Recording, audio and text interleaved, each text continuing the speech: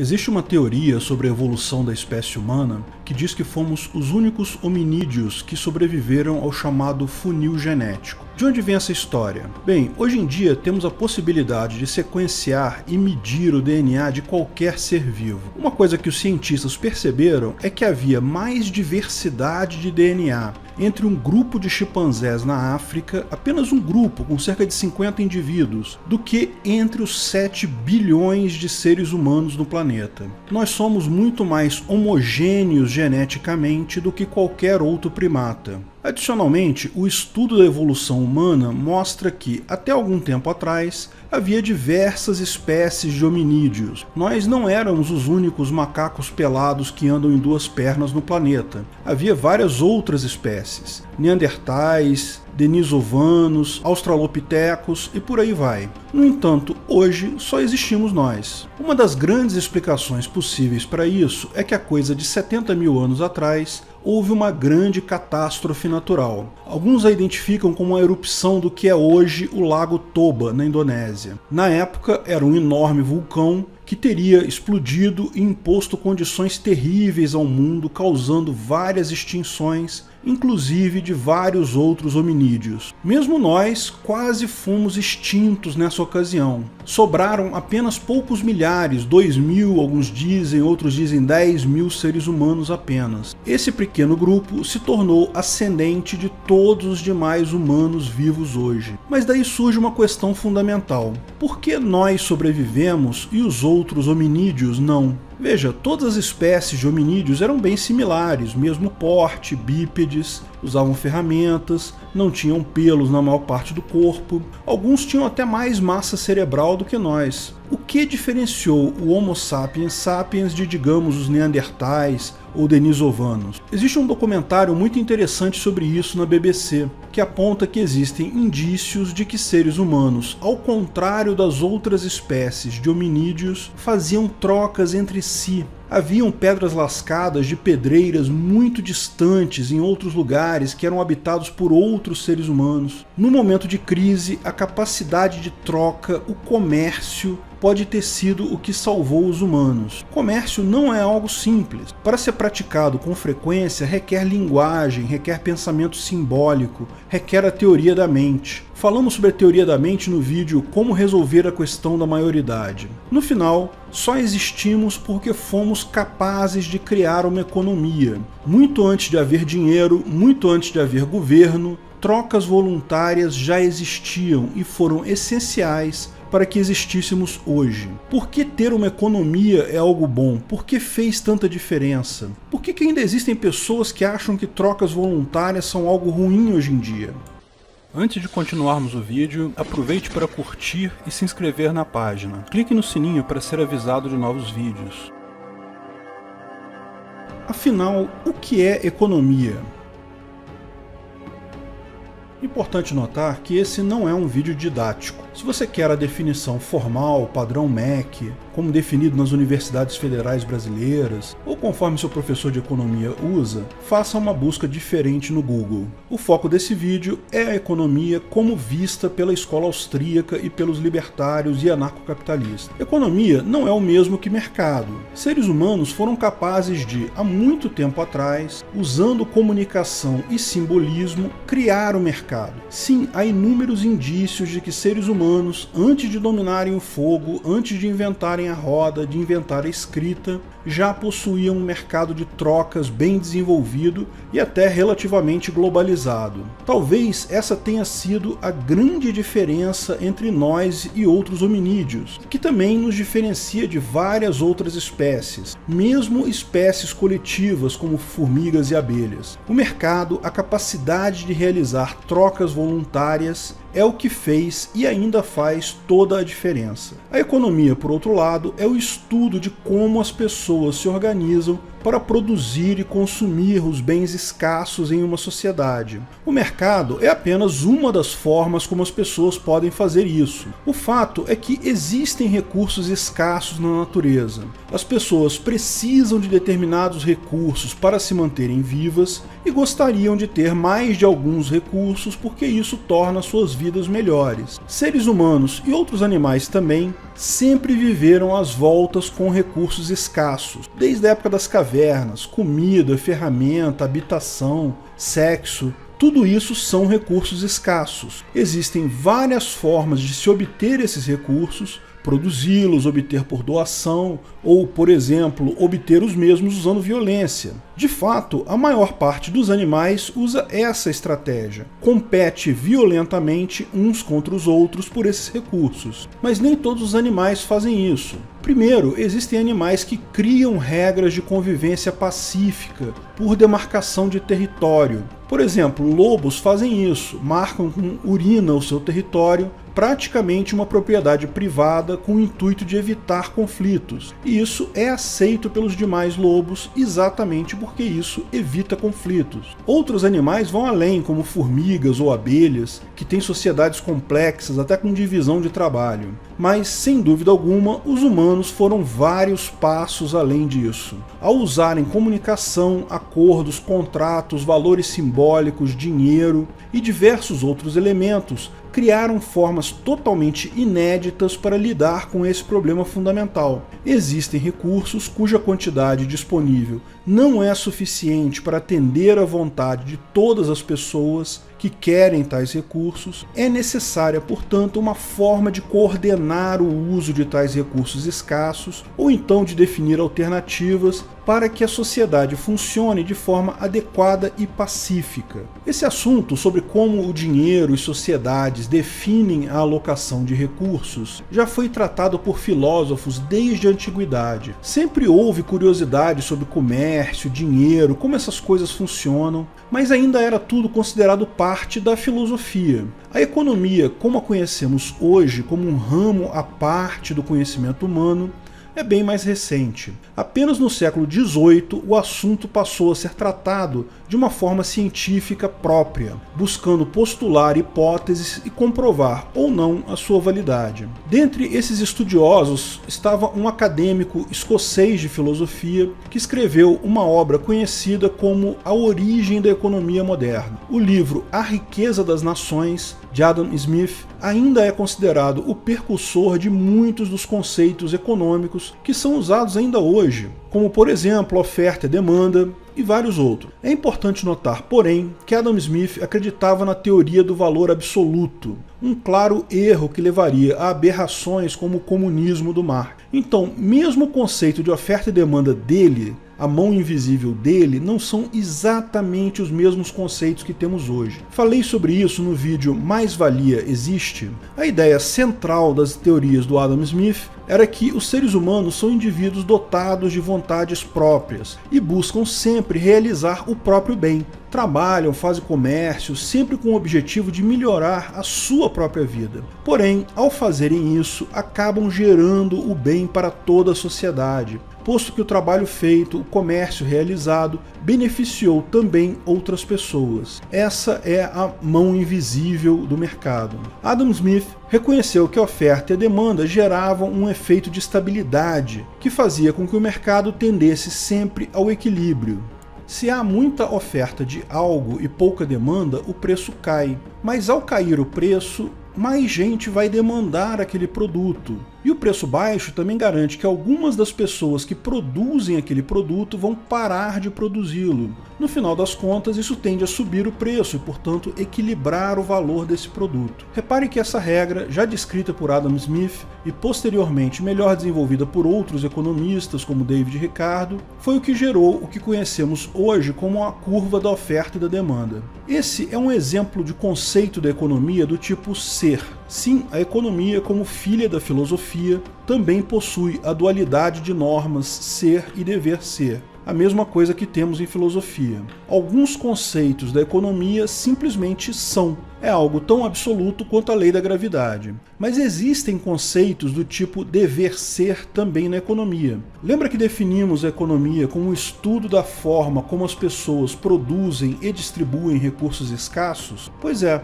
como você acha que tais recursos devem ser distribuídos? Alguns vão dizer que se deve distribuí-los de forma igualitária, outros podem dizer que deve ser distribuídos de forma meritocrática, outros podem achar que se deve distribuir tais recursos conforme quem mais precise deles. Mas esse tipo de colocação é claramente um dever ser. Não é uma verdade absoluta, mas ao contrário é uma valoração, algo que uma ou mais pessoas acham desejável. Isso significa que a economia também tem a guilhotina de Hume e tudo mais. Se quer entender mais sobre a guilhotina de Hume, veja o vídeo A Guilhotina de Hume cai na guilhotina de Hume. Aliás, curiosidade histórica, Adam Smith e David Hume eram amigos. Lógico, da mesma forma que a filosofia, a economia tem uma série de correntes, visões diferentes e foco. Por exemplo, uma das principais distinções que se faz é entre a microeconomia e a macroeconomia. É preciso tomar cuidado porque esses termos parecem significar algo que não significam.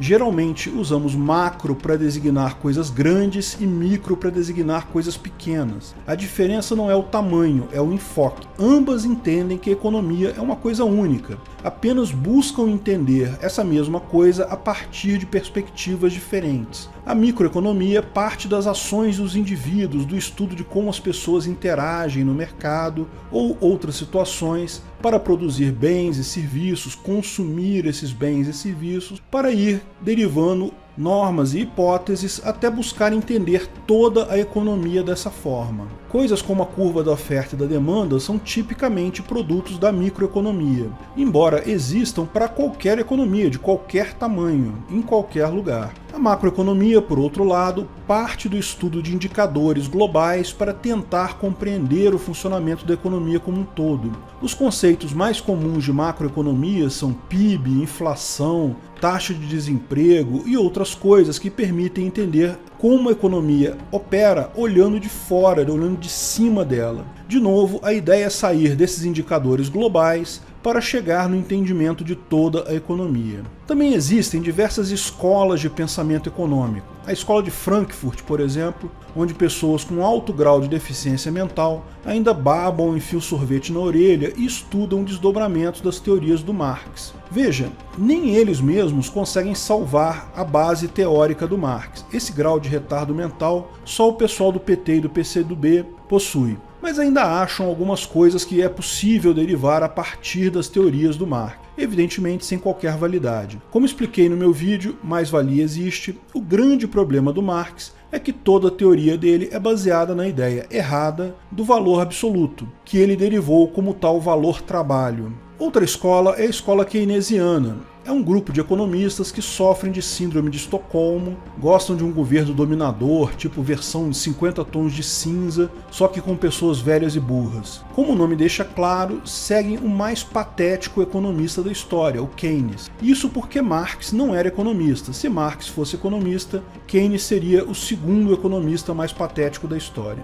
Basicamente, o retardado do Keynes tinha várias ideias toscas acerca de como o mercado é imperfeito, e isso gerava problemas monetários e que a solução para isso era o governo imprimir e injetar dinheiro na economia. Todas as vezes que os planos de Keynes foram tentados deram merda. Tipo Marx. Implementaram os planos de Keynes na crise de 29, e o que aconteceu? A crise durou 15 anos para acabar, devido justamente às besteiras ditas pelo Keynes. Não tivessem feito nada, teria acabado mais rápido essa crise, como acabaram mais rápido todas as crises que vieram antes dela. Falei sobre essas teorias furadas do Keynes no vídeo Quem Causou a Crise de 29. As aplicações mais recentes das teorias do Keynes aqui no Brasil foram com o Guido Mantega, que destruiu a nossa economia por toda uma década. Só síndrome de Estocolmo ou sadomasoquismo explica por que algumas pessoas de mente mais frágil ainda levam Keynes a sério. Mas não são todos os economistas que têm problemas mentais e taras sexuais mal explicadas. Existem alguns relativamente sãos, embora ainda tenham problemas com o pai ausente.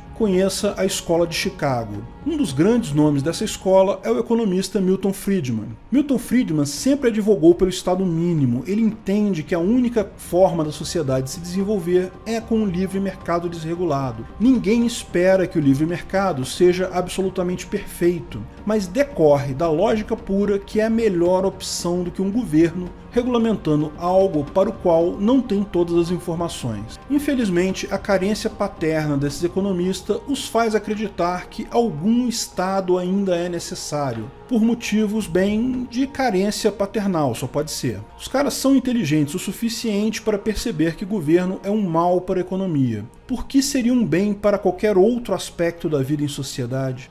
Mas não estamos aqui para falar de economia de retardados mentais jogando bosta uns nos outros, nem de economistas com taras sexuais, nem mesmo de economistas quase normais com carência paternal. Estamos aqui para falar de economia de verdade. Não seria necessário nenhum adjetivo adicional, mas apenas para avisar, os outros meio-economistas costumam chamar a economia de verdade de escola austríaca. A economia de verdade ganhou o nome de escola austríaca porque boa parte dos primeiros economistas sem problemas mentais e carências paternais eram austríacos. Karl Menger foi o primeiro marginalista. Também é considerado o primeiro economista da escola austríaca. Marginalista era o nome dado ao economista que não acreditava no valor absoluto das coisas. As coisas têm apenas um valor relativo e subjetivo, uma utilidade marginal. Ou seja, o valor de algo é sempre dado por alguém devido à comparação com o valor marginalmente melhor das outras alternativas que aquela pessoa possui. Não há valor absoluto das coisas. Isso é meio que óbvio hoje, certo? Não importa quanto valor você dê, outras pessoas podem não dar o mesmo valor que você para determinada coisa. Não existe valor absoluto para nada. Hoje em dia, ninguém mais chama economistas de marginalistas porque todo mundo concorda com isso. Todos os economistas hoje em dia são marginalistas e por isso não se usa mais o nome. O chato disso só é que teve um cara que baseou toda a teoria dele no valor absoluto das coisas. Pois é, quando Karl Marx escreveu O Capital, Karl Menger já havia publicado a sua teoria do valor marginal, que destrói qualquer possibilidade de haver um valor absoluto das coisas. Marx não conhecia esse paper ou preferiu ignorá-lo. Esse descuido acabou matando milhões de pessoas em regiões que embarcaram nas ideias que, quando foram publicadas, já se sabia que não havia possibilidade de estarem corretas. Foram inúmeras tentativas fracassadas de implementar tais ideias furadas. Milhões de pessoas morreram por uma ideia que já se sabia ser errada quando ela foi publicada. Eugene von Bauweg é outro economista marginalista austríaco, ou seja, nascido na Áustria. Ele mostrou, com base nos trabalhos de Karl Menger, que não havia possibilidade das ideias de Karl Marx terem qualquer fundamento. Ele refutou um a um todos os pontos do Marx. Como uma ideologia tão furada consegue ter tanta relevância ainda hoje? Eu explico, não é questão de lógica, é o sentimento da inveja. Veja o vídeo Meritocracia Existe? O terceiro economista austríaco foi Ludwig von Mises, usando austríaco aqui ainda como designação de local de nascimento, tá? Mises nasceu no que hoje é a Ucrânia, mas era então parte do Império Austro-Húngaro, portanto sua nacionalidade era austríaca. Ele foi quem efetivamente criou a nova escola de economia, diferenciando essa de todas as outras correntes e a tornando o que é hoje a única forma de efetivamente entender a economia. A grande contribuição do Mises foi a definição de parâmetros bastante claros para estudar a economia, todo um framework para isso chamado de praxeologia. Isso foi o que inaugurou a escola austríaca de economia. Hoje, chamam economistas que seguem tais princípios de adeptos da escola austríaca, ou de economistas austríacos, mesmo que não tenham nascido na Áustria. Agora, é importante notar que depois que a escola austríaca foi definida, perceberam que, mesmo antes de Karl Menger, haviam outros estudiosos que tinham ideias similares. Hoje se traça a origem da escola austríaca desde São Tomás de Aquino, no século V. As ideias são muito antigas, mas é importante notar que só ganharam força e relevância com os três economistas austríacos que citamos, particularmente com o Mises.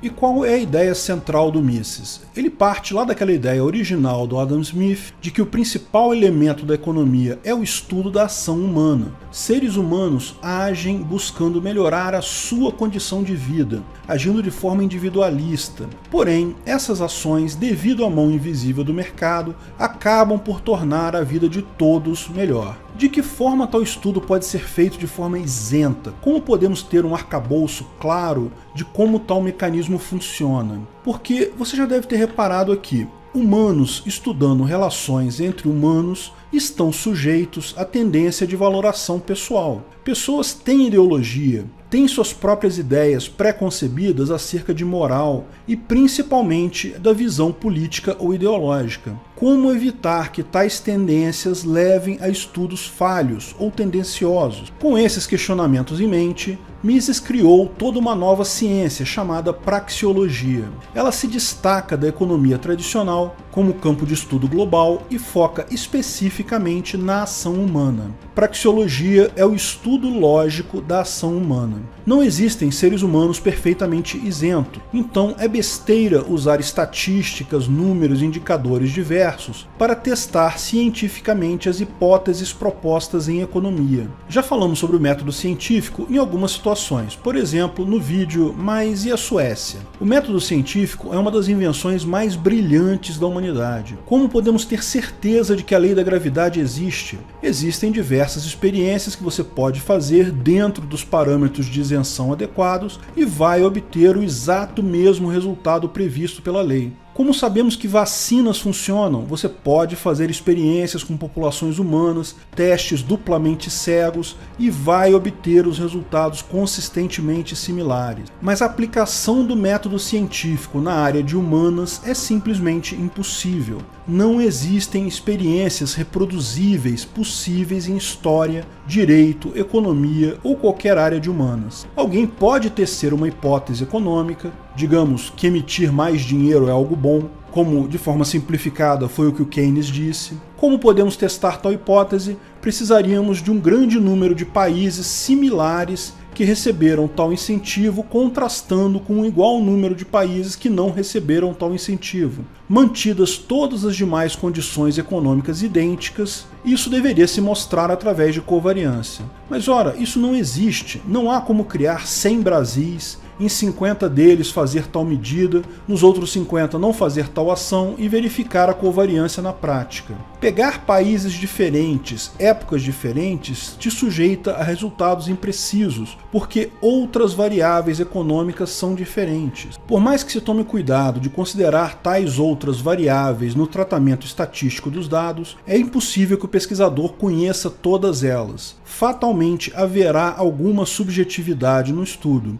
Outro pesquisador fazendo a exata mesma medição pode chegar a valores diferentes. Um pesquisador de economia pode estudar a situação, pode definir uma hipótese, mas não tem como testar de forma repetível e isenta se a sua hipótese é verdadeira ou falsa. O que se faz nesses casos é usar covariância estatística, tentar neutralizar outras causas e garantir que determinada hipótese tem covariância positiva ou não, dessa forma provando ou desprovando tal hipótese. Mas isso não é uma forma absoluta de testar hipótese. Covariância não implica em causalidade. Ao contrário das leis físicas e da microbiologia, não dá para reproduzir a experiência. Ademais, a influência de fatores externos, a ideologia do pesquisador, a qualidade dos dados obtidos, diversos outros fatores podem ser muito significativos no caso. A possibilidade de estatísticas maceteadas ou alguns dados convenientemente ignorados é grande. Isso gera um fato importante. Não existe maneira de usar o método científico de forma isenta em ciências sociais, inclusive na economia. Isso não quer dizer que tais estudos não sirvam para nada, longe disso. Covariância é sim uma ferramenta importante. Reconheço que muitas hipóteses testadas são significativas, apenas indica que tais resultados precisam ser observados com ceticismo. Enquanto é claramente uma besteira alguém dizer que gravidade não existe ou que vacinas não funcionam, é perfeitamente razoável contestar modelos econômicos ortodoxos ou heterodoxos correntes. Se o teste de hipótese é algo inválido em economia, Mises se virou para outra forma conhecida de se estudar algo, a lógica dedutiva. A matemática ou lógica não segue o método científico também. Ninguém acha que 2 mais 2 é igual a 4 porque alguém foi lá, fez vários testes de hipóteses, fez vários experimentos, mediu os resultados e chegou a essa conclusão. Não, o método é diferente, parte-se da lógica dedutiva pura. Esse é o caminho da praxeologia. Sim, praxeologia não é ciência. Nenhuma ciência da área social é de fato ciência. A praxeologia é algo maior que isso, é baseado na lógica pura a priorística. É a única forma consistente e isenta de estudar economia e outras ciências sociais também. Lógico, aqueles pesquisadores tendenciosos todos torcem o nariz. Algo lógico não pode ser valorado. Na praxeologia só existem normas do tipo ser. Não há o dever ser na praxeologia por sua natureza. Mas essa é a beleza da coisa. A praxeologia define um núcleo duro das normas. A organização social humana pode até incluir outras normas de dever ser. Ou seja, pode-se sim colocar valores além desse núcleo duro, mas é besteira querer discutir esse núcleo duro que pode ser derivado logicamente. Querer alterar as regras praxeológicas básicas é o mesmo que querer fazer coisas flutuarem no ar sem energia. As regras básicas praxeológicas são leis absolutas, tais como a lei da gravidade. Não há como valorar a gravidade. Ah, mas seria bom para a nossa sociedade se a gravidade fosse um pouco menor. Vamos fazer uma lei para diminuir a gravidade em 1/4. Não funciona, da mesma forma que não funciona congelamento de preços, comunismo e outras besteiras. Elas vão contra o núcleo duro das leis praxeológicas. Como começa o estudo da praxeologia? Bem, começa com uma constatação inegável. Uma constatação inegável é quando qualquer tentativa de desprovar aquela afirmação, por lógica, prova essa afirmação. Por exemplo, Mises afirma uma verdade inegável que é: a ação humana é um comportamento com propósito. Você pode dizer que não, pode negar essa afirmação, mas estará realizando uma ação humana para isso, com um propósito, correto? Então, por pura lógica, tal afirmação é necessariamente sempre verdadeira.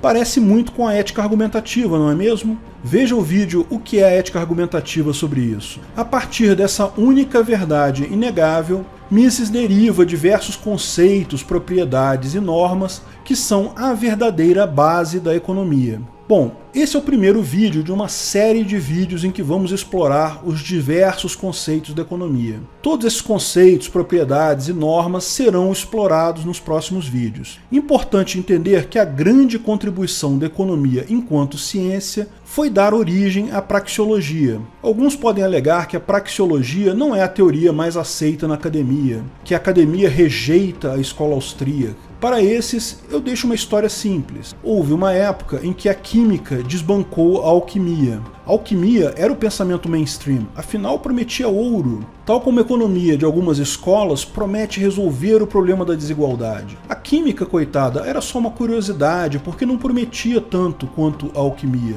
No final, descobriu-se, após muitos séculos, que as promessas da alquimia eram vãs. Hoje a química brilha. Da mesma forma, a astronomia, que se propõe apenas a definir o ser, não busca definir o dever ser, desbancou a astrologia, que durante muito tempo era muito mais importante para o ser humano, porque viam como algo que definia justamente o dever ser. O ser humano tem uma ânsia de controle, tem um desejo natural de mudar coisas que muitas vezes, no final das contas, ele não pode mudar. A história da economia e da praxeologia está no começo, mas a lógica é invencível. Economia de verdade, o real estudo de como os seres humanos criam e distribuem recursos escassos, é a praxeologia. Isso é a economia real e é o que vamos focar aqui na nossa série. O resto todo é propaganda política disfarçada de ciência.